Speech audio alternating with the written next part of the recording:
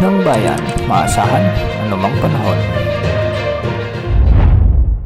Magandang oras po sa ating lahat. Narito na ang update sa lagay ng ating panahon at sa patuloy na binabantayan natin si Bagyong Nika. Patuloy na kumikilos papalapit sa kalupaan ng ating bansa si Bagyong Nika, lalo na sa bahagi ng Aurora at Isabela area. Maraming lugar na ngayon ang nakataas ang signal number 3 at signal number 2 dahil sa patuloy na paglapit ni Bagyong Nika sa mga nasabing lugar. Ang mga lugar na ito ay pinaghahanda na at dapat ay maging alerto na dahil anumang oras bukas ay posibleng tumama na ang mata ng malakas na bagyong si Nika. Sa mga susunod na oras ay posible na ring itaas ang tropical cyclone wind signal number 4 sa bahagi ng Isabela at Aurora area.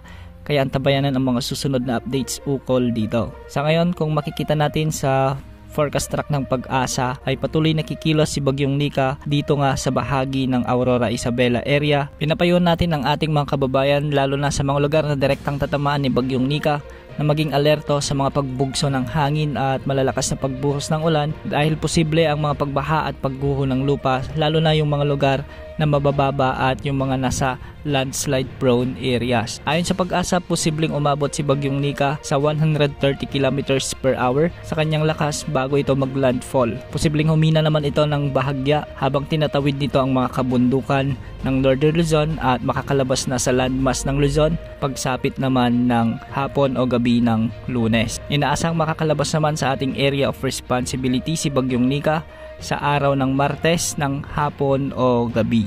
Ngayong araw nga ay may mga inaasang heavy to intense o malalakas hanggang sa matitinding pag-ulan na sa bahagi ng Isabela at Aurora. Dulot na ito ng direktang epekto ng papalapit na si Bagyong Nika.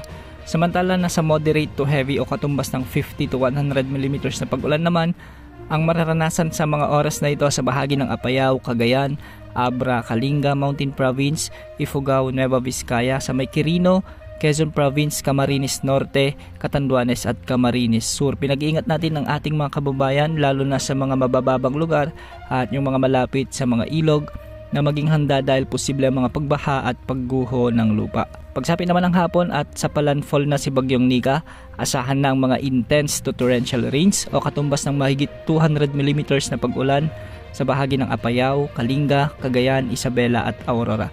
Pinag-iingat po natin ang lahat dahil posible rin ang mga pagbaha at pagguho ng lupa sa mga lugar na ito. Ito yung mga lugar na direktang dadaanan ni Bagyong Nika o yung mga lugar na posibleng hambalusin na malalakas sa pag-ulan dulot ni Bagyong Nika. Makakaranas naman ng heavy to intense o 100 to 200 mm na pag-ulan ang Ilocos Norte, Abra, Ilocos Sur, Mountain Province, Ifugao, Benguet, Quirino, Nueva Vizcaya. Mga lugar ding ito ay posible rin makaranas ng mga malalakas na pag-ulan kaya pinag-iingat din natin ang mga nakatira sa mabababang lugar at yung mga nasa mountainous areas at yung mga malapit sa ilog na mag-ingat din at maging alerto sa pagtaas ng tubig na siyang posibleng magdulot ng mga pagbaha at pagguho ng lupa. Samantala magkakaroon naman ng moderate to heavy o 50 to 100 mm na pag-ulan sa La Union, Pangasinan, Nueva Ecija, Tarlac at Quezon Province. At sa nalalabing bahagi ng bansa sa Metro Manila, Calabarzon at Mimaropa ay makakaranas din ng mga bahagyang maulap na kalangitan at may mga kalat-kalat ding malalakas na pag-ulan. Dulot naman ito ni Bagyong Nika. Samantala sa nalalabing bahagi ng Bicol Region, sa buong Visayas at Mindanao, ang trough o yung extension ni Bagyong Nika naman ang siyang makakaapekto kaya posible rin